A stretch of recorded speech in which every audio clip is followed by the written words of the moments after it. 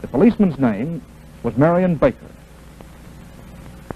I heard those shots come off, and they seemed like they was high, and they were directly ahead of me.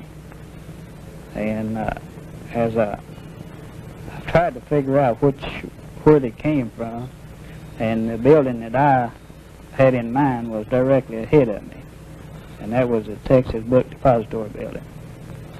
As I entered the building there, I asked some of the people that were standing around there where the stairs or elevator was. And there was a man who spoke up and said he was the building manager and he'd show me. I realized that he didn't know the layout of the building, so I ran in with him. It was just a matter of seconds after the third shot, and we ran across the shipping room floor, stopped at the elevators. And we couldn't get that service elevator working, and he said, well, we use the stairs. And he turned around and immediately went up the stairs. We ran on up the first flight to the second floor, and the officer looked in the snack bar adjacent to our office.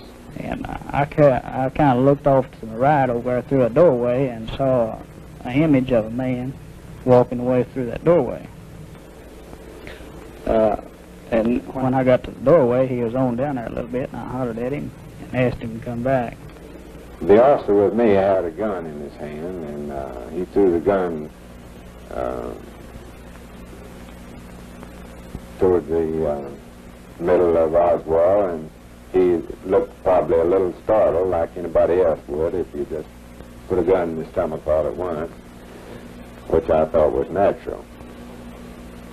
But I turned around and asked him if the man worked for him and if he knew him. And he said, yes, he works for me, and I know him. And at that time, the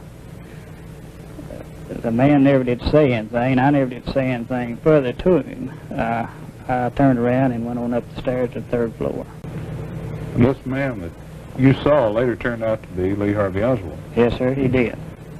Officer Baker, as you think back now to November 22nd, would you hazard a guess as to the time you heard these shots and the time it took you to get into the building and go up the stairs and the time when you first saw Lee Harvey Oswald?